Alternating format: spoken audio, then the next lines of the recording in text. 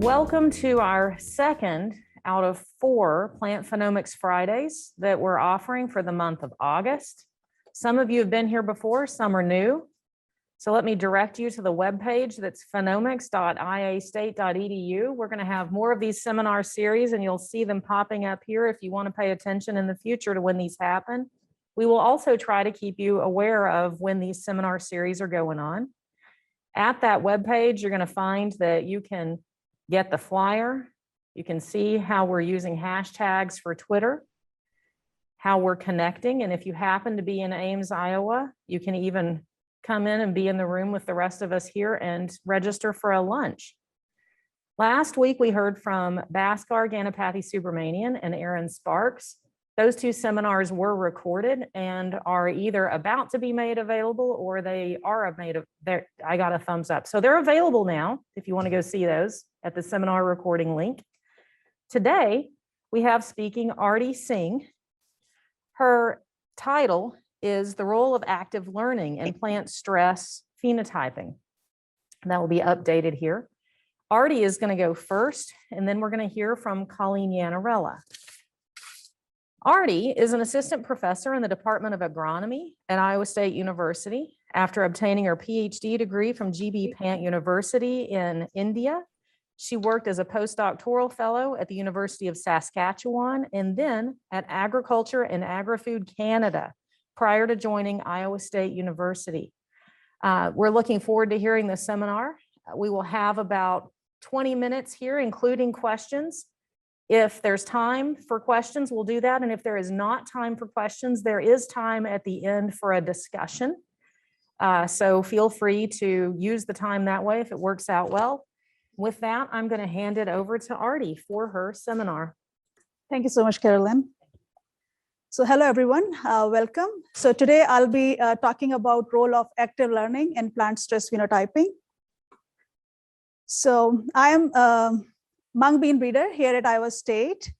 And in addition to mung bean breeding, I'm really interested about high throughput stress phenotyping and understanding underlying genetic architecture by using these phenomic traits. So when I started my work in plant stress phenotyping in 2014, at that time, high throughput data collection was a bottleneck. And when pretty soon we started using these robots and these UAVs, and then this big data collection was not bottleneck.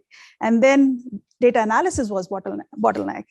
And pretty quickly we shifted to machine learning to analyze this data. And when we are using these machine learning models or deep learning models, which are a very data hungry approach, data annotation becomes a problem, or it is a bottleneck, I should say.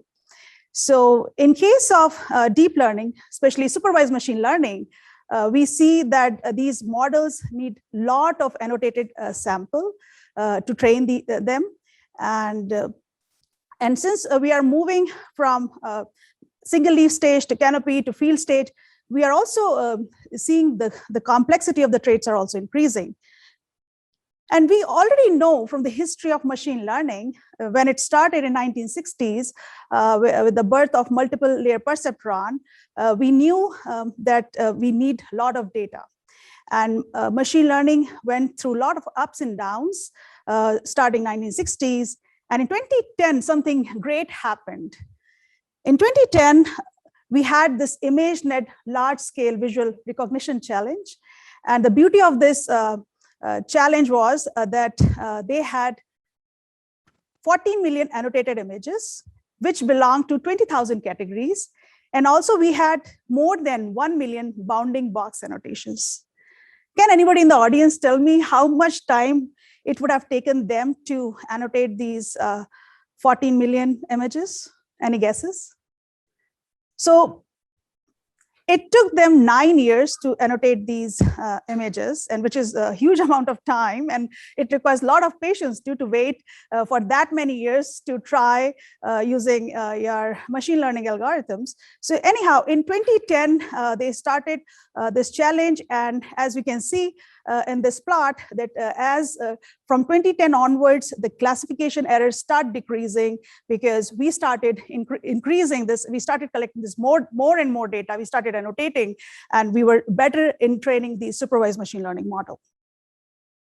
So annotation tasks in supervised machine learning can be various types. So first image you see is sorghum head detection. Here, the task is very simple. Just the annotator or the oracle has to just put these bounding boxes wherever they see sorghum head. The second image is a disease severity, where the annotators have to mark these disease regions. And again, this is an important task, and a person who understands that disease can sketch or make these markings. The third type of annotation task listed here is assigning iron deficiency chlorosis in case of soybean stress phenotyping. And basically, the annotator has to rate these images of soybean canopies on a scale of 1 to 5.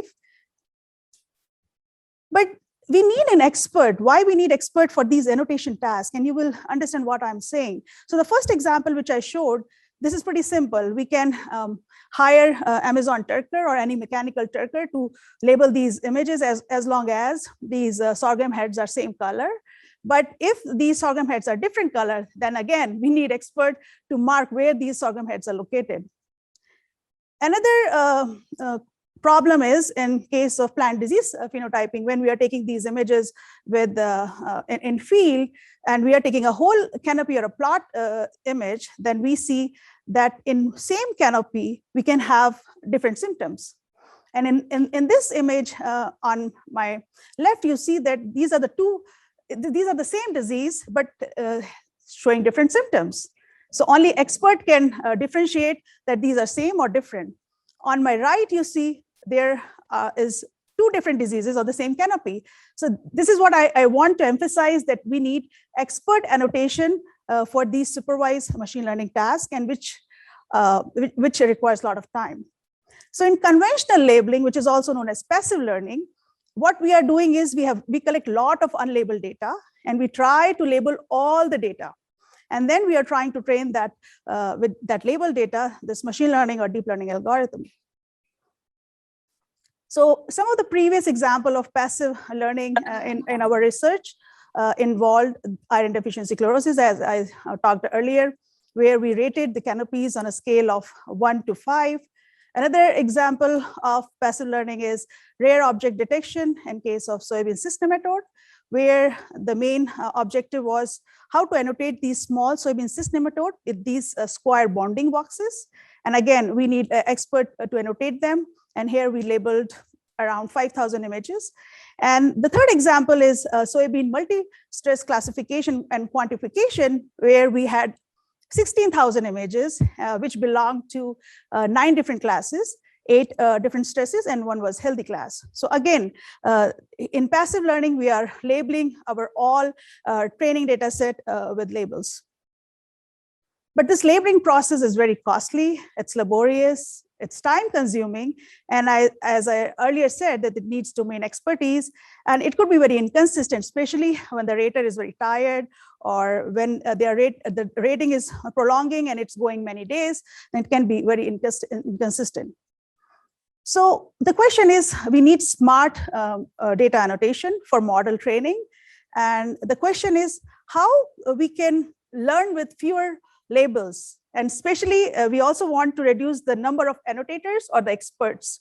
Because the earlier example, which I gave you for the soybean stress, in that case, we have 16,000 images and we used 5 annotators. So active learning is a strategy where a model initially trains on a small data. And this creates an initial training set. And it uses acquisition function, which is based on uncertainty or diversity model, where these models are trying to pick from pool of unlabeled data these specific samples, which will increase the efficiency of our deep learning model. And these acquisition function adaptively selects these most informative samples from pool of unlabeled data. So here, I'll walk you through this active learning method, how we follow it. So you can see here, we have a pool of unlabeled data. And using acquisition function, we adaptively select samples based on uncertainty or diversity model. And the samples which are selected are given to the human rater, and he rates these labels, and they go into our training model, and we train our deep learning model. And this is, continuous process of retraining the model with these adaptively selected samples. And we keep doing this till our labeling budget get exhausted, or we have achieved the desired accuracy which we are looking for. So the example of the project which I'm going to talk next was done by he's still a PhD student, Kaushik Nagasubramaniam. He's co-advised by Dr. Bhaskar Garapati Subramaniam and Shamik Sarkar. And in this project, the main goal was, can we know which unlabeled data point should be labeled to provide maximum performance gain to our deep learning model? And the second objective of the goal was to achieve maximum classification performance of a deep learning model under a fixed label budget. So we used two kinds of data set. Earlier I explained about this data set. We used this plant stress data set where we had 16,000 images belonging to 8 different classes, 8 different disease classes and 1 healthy classes. And this paper got published using this data in 2018 in Proceedings of National Academy of Sciences. And this is a pretty huge data set, and we are pretty proud of this data set. So another data set which we used here is a wheat species classification data set. And again, this has 16,000 images and 9 classes. And we have 8 wheat species classes and 1 non-wheat species class. So in this project, we wanted to use 4 active learning strategies. And the first one is deep Bayesian active learning. Second is least confidence. We used entropy. And these first 3 are uncertainty-based sampling methods. And the last one is diversity-based sampling method, which is a core set. And I don't know how well you can see this picture, but on your right, you can see when we are using random sampling, you can see we have these 3 clusters. And in case of random sampling, the algorithm is picking randomly these samples from these 3 clusters.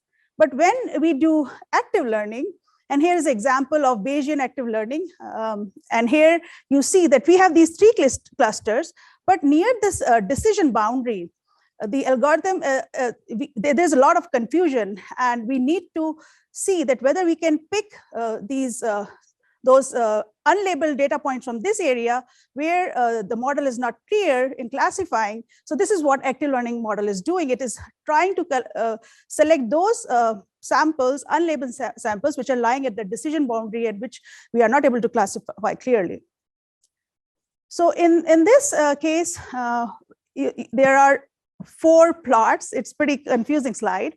But on the top, you can see this is our mobile net version 2 neural net architecture. And here, in this case, in soybean stress dataset classification, you see that we have plotted mean accuracy against the number of samples.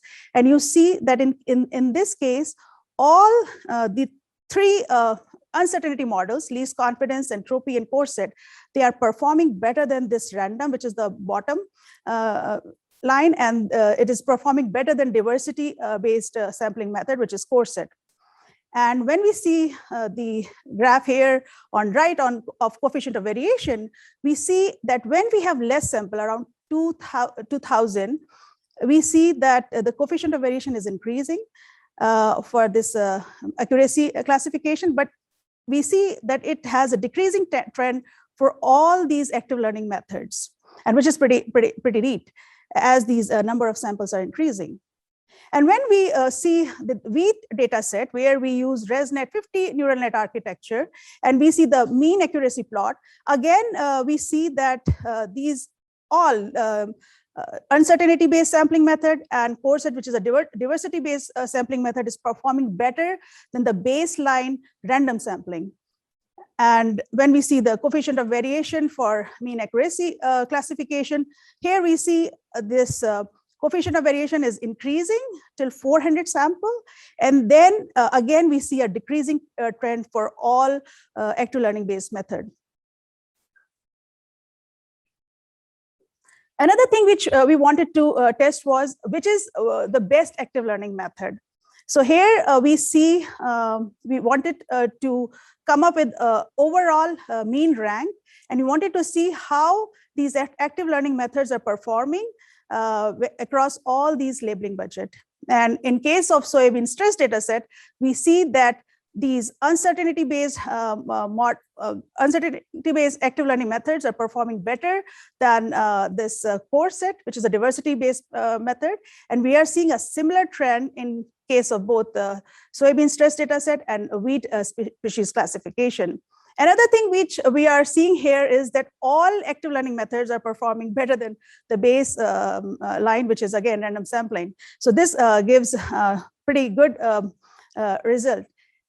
The last thing which we were very much interested were that to see what this active learning method is selecting when in different classes. The main reason is because we are expecting, because this active learning is doing what you call acquisition-based adaptive sampling, we are hoping that it will select more samples from the classes which are more confounding. And previous results through our Ghoshal work suggest that class 0, which is bacterial pustule, and class 7, which is bacterial blight, in accuracy plot, we see that we are expecting that these classes which are more confusing, active learning should pick more samples, because these classes are very confounding and there is a low classification accuracy.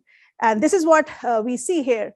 In this slide, you can see we have first column is for accuracy plot, and the second column is for number of samples selected. And we see in the bottom row, in case of soybean stress data classification, when we are randomly selecting, because random sampling means it is blindly picking from all the classes, and we are seeing a uniform number of samples are selected in each 8 classes.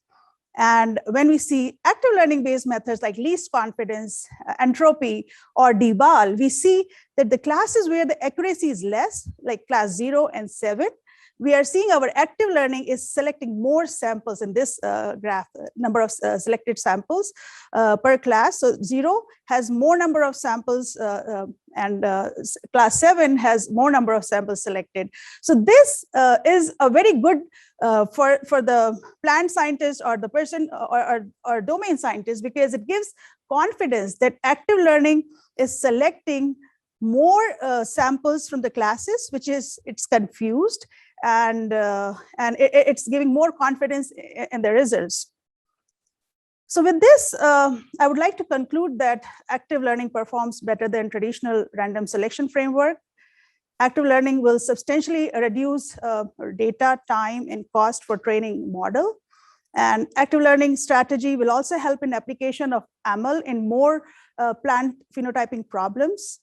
And there are several promising avenues in which the power of active learning methods can be combined with methods with complementary strengths, like it can be combined with transfer learning or unsupervised representation learning or semi-supervised ML machine learning. With this, I would like to acknowledge funding from Iowa State University, Iowa Soybean Association, USDA, NIFA, NSF. And I would like to thank all my research team members, and especially my close collaborators, Dr. Bhaskar Ganapati Subramaniam, Shamik Sarkar, and Arti Singh. With this, thank you. And if you have a question, I would like to take it. Yeah, so I'm curious, do you think that moving forward, being able to use the active learning will help better utilize unbalanced data sets in the future? I think active learning is gonna help in lot of unlabeled data. Okay. Not unbalanced. Okay. Yeah, because it is, we are selecting adaptively which sample should, as I showed you in BAL, where you're using Bayesian active learning algorithm, there you see these clusters. And so right now we are selecting randomly when we are using deep learning. And imagine we have UAV data, we have like tons of images, and I being an expert, I don't have time to rate severity on like thousands of 5,000s of images. And I have like, yeah, I'll get maybe fed up. So basically active learning is going to help me in finding which are those samples which needs to be labeled so that with less amount of samples, we can get accuracy, the higher accuracy. Yeah, so that's the main role of active learning. Yeah, okay, thank you. Is there another question in the room or online?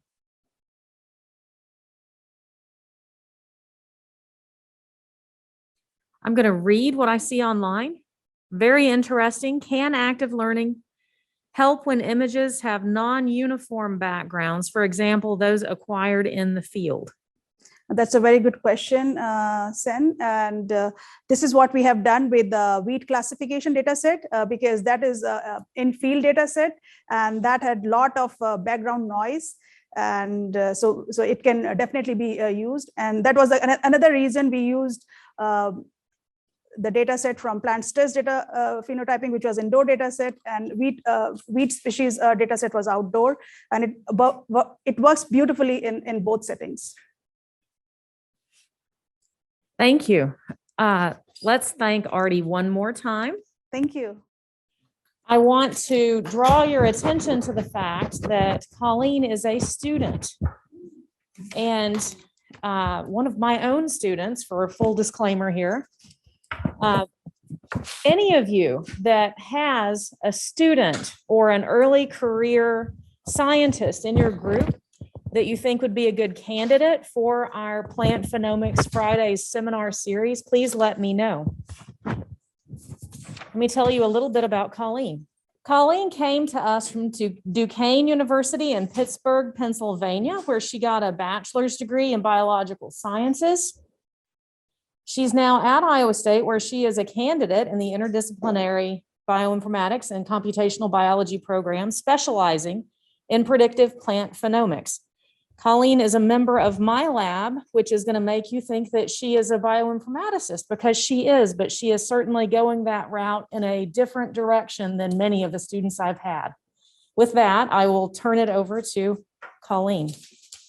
As Carolyn said, I am a bioinformatics student, and I really envisioned my graduate student career really going like this, sitting in front of the glow of screens and working through problems like this.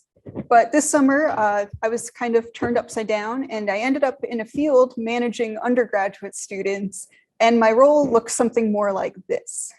And it was really great because we had a lot of students doing what I was doing the past month, and that's taking audio recordings. And this was the ultimate vision, is people in a field talking. So this is a great picture to see. And then, so that's a really high point, and a really low point was my mismanagement of weeding. And this was my bioinformatics solution, is brute force to solve this issue. So let me explain why I was out in the cornfield. Plant researchers really want to make an effort to sort of save the world, to feed and fuel the world. And we can associate traits to genomes. We can manipulate genomes, but data collection really sucks. And we are working to fix this. We're working to make these data collection procedures easier. We're trying to look at diversity and explain it, and work on data collection and phenotyping.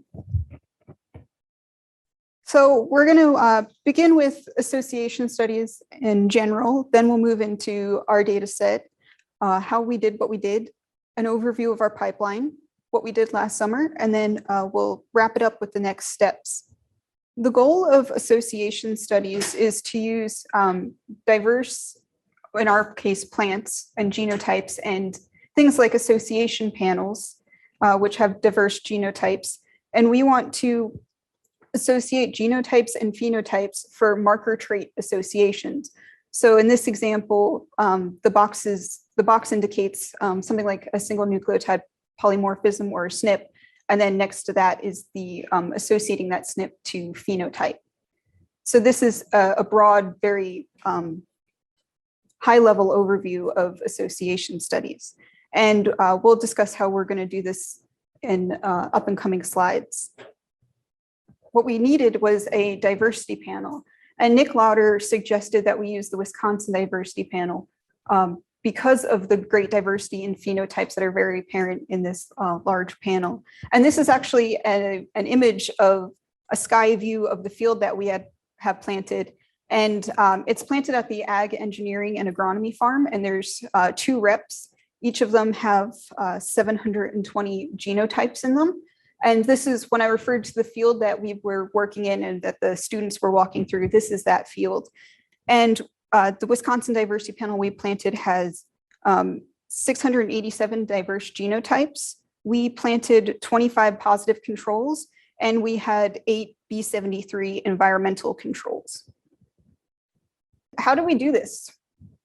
What we did was we went into the field and we phenotyped. We did the part that is a lot of work and that I said sucks earlier, but we did it in different ways. One of the ways was hand measurements. So on the left image is me with a very strict list of things that I was going in and measuring and scoring. And on the right, that's actually Layla, who I was able to get out into the field in the middle of a rainstorm. So thank you, Layla, taking audio recordings of different plant parts, so different anatomy parts, and she was just describing them and using spoken observations. Whiskey 1574, these plants are extremely tall, they are lodged. The leaves feel veiny and a little rough. There's pink around the edge of the leaf blade and down the margin of some of the leaf blades. There's also pink patches up the plants. And there's striped purple brace roots. The ears are very large, and the tassels have a few branches, and they droop over a little bit, especially at the ends of the branches. So that was a short video of me going through our process in the field, and the images on the side were the different plant anatomy parts that I was describing as the video was playing. With that in mind, the next thing I'm going to talk about is an overview of the pipeline that we're going to develop. And this pipeline has 2 components. There's what I call the audio processing component, and then there's the association study component. And the audio processing component will be in the purple boxes that are dashed, and the association study component will be on the right in the green dash boxes. And the top part is a flow of the process, and the bottom part is a pictorial example of the process. So hopefully it makes more sense. So the first thing, which is what we did this summer, is record speech for plants for each genotype in a field. And this example follows the video that was just played. So the first box where it says Whiskey 1574, these are the descriptions that I made during that video. So if you didn't see that video, these are a few examples of the descriptions that I made. And we're going to take this speech and use Amazon Web Services Transcribe. And Transcribe is a service that allows for a tuning file, which is fantastic because we can tune for scientific and agricultural terminology. The word anthocyanin, for example, isn't a word that's frequently used by non-plant scientists, but I could tune for the word anthocyanin to help improve the speech-to-text process. So after speech, we get text that we can compute upon. And we're going to generate phenotype networks that are based on semantic similarity or the similarity in meaning of words. And once we get these networks, we're going to do cluster identification. And these clusters that reach a threshold, we call synthetic phenotypes. And I'm going to jump into what a synthetic phenotype is after I finish the next and final step, which is to perform association studies using these synthetic phenotypes. So here's a hypothetical synthetic phenotype network. There's an area for shortened internodes, broadleaf, short plants, and compact plants at the top. So that's all words that mean short plants. Below are examples of rows that people might have said these descriptions for. So row 10, row 34, row 10 again. So there's some overlap, but there's also not one-to-one overlap necessarily. And then there's another little cluster of bushy tassels, large tassel blooms, clump tassels, and then a lower one about colored alurone, purple brace roots, anthocyanin on leaves, and then SMUT present off on its own. So once we do thresholding, we'll end up with our synthetic phenotypes. These would be clusters that are above this threshold to be considered a synthetic phenotype, which we will then use for our GWAS studies. And this will allow for the identification of novel associations, because we're not going in specifically looking for traits necessarily. We're not looking for short plants, but then since we have data on it, we will have novel associations. And this is the really exciting point, because I just finished data collection yesterday. So what we did last summer is what I finished yesterday, actually. So let's jump into that. We were so lucky that as plant scientists, we got to get an IRB. We were doing human research along with our association studies and looking at a diversity panel. And we hired 9 undergrads that are de-identified because of the IRB, but we used code names for them. So we had Delta, Golf, Kilo, Lima, Mike, Quebec, Victor, Yankee, and Zulu. And they're fantastic undergrad students with different majors, different years. And they collected 14 days worth of audio data, which ended up being 2,100 audio files. And it was roughly 205 gig of audio data. So they collected a lot of data. And I was also really lucky that we had volunteers. People came out to the field and volunteered to take audio for us. So the students did 3 passes of the entire field, and our volunteers did 1 pass. But there's, as was mentioned in the last talk, there's varying level of expertise for our volunteers and our students. So it's going to be exciting because we can look into that sort of thing with the IRB. We grouped up the students with the way they were prompted, the way they walked the field. We have data on all of that. So it'll be really nice to deep dive into human data. And the procedure involved cards that the students got. And the first part of the card said to remember to hit record, which it was tragic when that didn't happen. And all of the students got NATO code names, and then they would say the road tag number. So what this enables us to do is we don't need QR codes. We don't need any other technology besides natural language processing. So we can go out and parse our descriptions with our rows, and we know the genotype, which each row is, just based on the NATO code name. So mine was whiskey. So in that video, I said whiskey 1574. And I can parse out the whiskey part and just have 1574 and what I said. And then every time you say whiskey, it's the code word for it. And we had certain required things we wanted the students to talk about.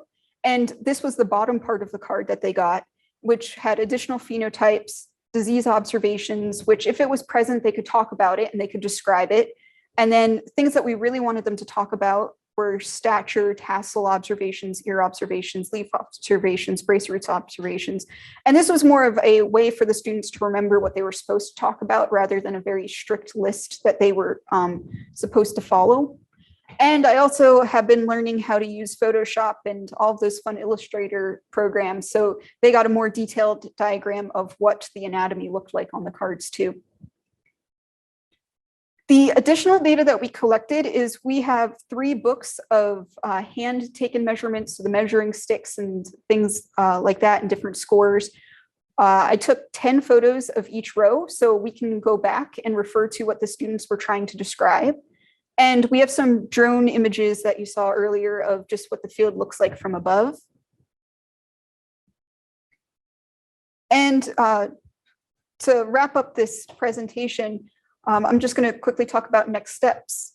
And the first next step is data wrangling. I have a lot of data, a lot of different type of data that needs to be prepared for processing or distribution. So that's the first next step, and that's going to take me quite a bit of time. And then after that step, we are going to start creating these semantic similarity networks.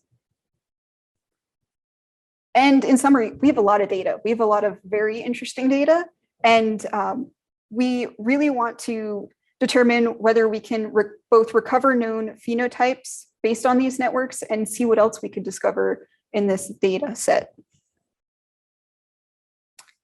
And I have to thank everyone in the lab who's helped me everyone in the lab has definitely helped me throughout this project. I have to thank my funding sources. I have to thank everyone who helped me plant the Wisconsin Diversity Panel. And yes, a lot of these people have had a good laugh about the ways I don't know how to do things in a field, but usually saying I'm from New Jersey and I'm a bioinformatician gets me out of all of those situations. I have to thank the de-identified students and the volunteers. Thank you, Colleen. Normally we would have a discussion right after this, but I think we just get to grill Colleen because Arti had to leave. Yay. So But her students are here. that's true. Her students, that's true. We could grill Arti's students too. So if any of you has any more questions that go to Arti, I guess we can still do it, and it'll be recorded. So good luck, guys. But what we do have the opportunity to do for sure is to ask Colleen some questions about her project. We have one that has already popped up in the chat. I'll read it. It says, cool work. Plant scientists are a rather diverse community. Have you considered using international participants with different accents? Great question. Luckily, we have our students our 9 students and our volunteers are from all over the world, different regions in the US, some students had some issues speaking. It's not speech impediments, but it's along what? Stuttering, wasn't it? Yeah, stuttering, things like that. So the perfection and blandness of an accent is something that we're also going to look into with the IRB. And we were lucky enough to get a diverse group of people to come out to the field to try speaking in the field. Great question. Are there questions in the room or other questions from online participants? Mhm. In the room, Ashlyn, I'm bringing you a mic. So did you like instruct the students to say like short, tall, extremely tall, or did you tell them like just say whatever? So someone might have said like about a 3-foot tall plant. Yeah, it was say whatever. We didn't want to restrict the language that they were using because then that turns you into more of a machine than somebody just talking about plants. So one of the really funny things that came up is I was describing to them homophones at the beginning, which are words that sound the same but are spelled differently. So rose, R-O-W-S versus R-O-S-E. And I was like, you're never going to use the word rose in the field. And then I was listening to their audio and they were saying rose gold. So they surprised me. Yeah, so I didn't try and limit what they were supposed to say, and except I asked them not to curse or say bad words, and that didn't work 100%, but they were afraid of bugs overall. Yeah. Thanks. I have it on good authority that sometimes Pauline cursed as well. So she said that like it was, you know, them. I also sang at some point. Other questions?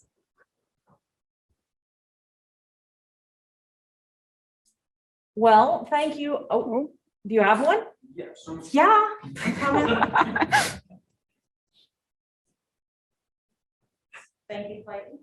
So if I'm understanding correctly, when you're kind of building those word trees, more or less, right, of the phenotypic descriptors, is that how you're going to try and group all of the different terminologies that everyone's going to use? Because I'm trying to think of if someone starts saying midrib, what's going to keep a midrib color versus a midrib length? Like, how's that going to start getting separated out then? I could see that really getting complicated really fast. So the way I envision it is there's going to be networks with different, I would call them steps of words. So 2 words, 3 words, Okay. and things like that to try and parse out which description belongs with what. And since we'll have text, we'll be able to go through and kind of figure out what groups together like that. Interesting.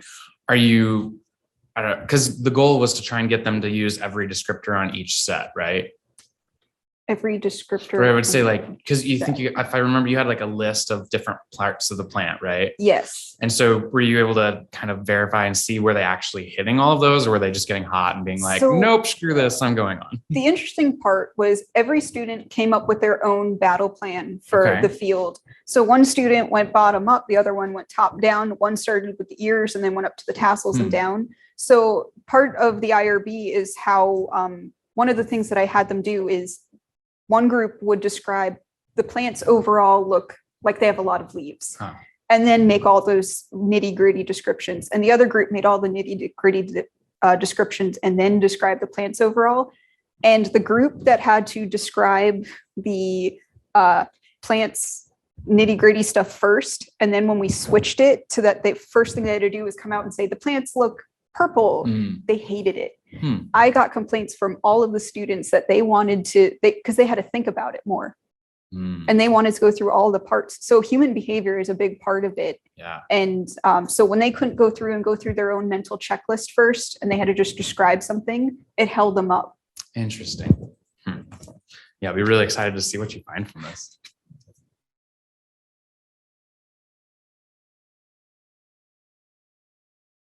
Some of the students collected phenotype data by hand in a more traditional way.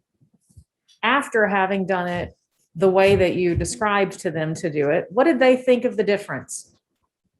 I had a student come up to me part of the way through one of their 2 days taking hand measurements, and he asked me for his recorder back because he didn't want to do that anymore. But it was easier. And I had a few students sitting, because they would sit around and take breaks, and they were all like, yeah, can we get our recorders back? I agree. We need to do that. So overall, they enjoyed, they moved faster, they thought less, they didn't have to write anything down. The recorders are smaller than a cell phone, so they didn't like carrying books and pens, and they got to a point where they didn't feel they had to think because they had their own pattern to follow, and they felt like they were collecting data faster. So Clayton's got another question. No, it's good. I'm just going to look while you're talking to see if there are any more online questions. There's none on the chat. I'm curious, were you able to like investigate some sort of, I'm just envisioning like a hybrid approach where I could go out with like my height stick and actually just audibly read it and be able to take like the quantitative data, but audibly, because I know as a breeder, like entering that data into the pad all the time or even writing it down, that's what slows me up the most. The one thing that I'm going to have to work on tuning a lot is numeric data. A lot, apparently I cannot say numbers correctly according to Amazon. And the students found a brilliant workaround. So we had everything started in 1,000 or 2,000. Okay. And I would say 1,000 and 400. And apparently I said too many ands. So if you say 1574, it works better than saying that whole number out. So the only thing that I would worry about with stuff like that is just speech to text has issues with numbers a little bit. Interesting. So you don't want to have to go back and listen to your own audio to have to manually fix it. I mean, I'm just picturing taking breeding notes, and that would save so much time. Like,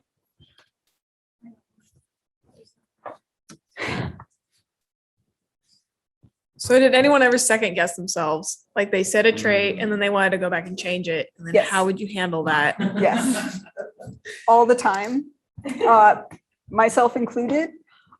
When you're out there, I know you guys are always out in the field, but colors are really difficult. So when you're looking at something and you're like, the husks have some tan patches and orange. I mean, wait, no, that's brown. So I'm going to have to work on negations too, because most of the time when you do that, you start, it's not panicking, but you're just like, wait, no, stop. So I'll be able to pick those up hopefully and figure out how to filter those out, but that happens all the time. Oh, we definitely do that. We're like, that's a 3. No, wait, that's a 2. Never mind, make it a 5. Like, you know. Yeah, there's no erasing on audio like in the moment. So you just kind of have to banter through it a little bit. So I'll that's going to be a fun problem to tackle. Well, I want to thank everyone for There's a coming. question. I can see, I'm giving you an example of somebody going, no, wait. From Addie Thompson, did you ever have issues with noise interference like flocks of geese or nearby trains or sirens? Or, people swearing and whatever. So on day one of the students decided that he didn't want to unlock his car with the keys. So he stuck his hand into the window and the car alarm went off. And that's the greatest example. And usually, unless it's really close and loud to the microphone, it's okay. But all of the students stopped when they heard the car alarm. So it was more of the students were interacting with the other sounds than the other sounds causing issues with the audio. This is Marna. I could say I provided some noise interference. I learned not to do that. Yes, thank you for that.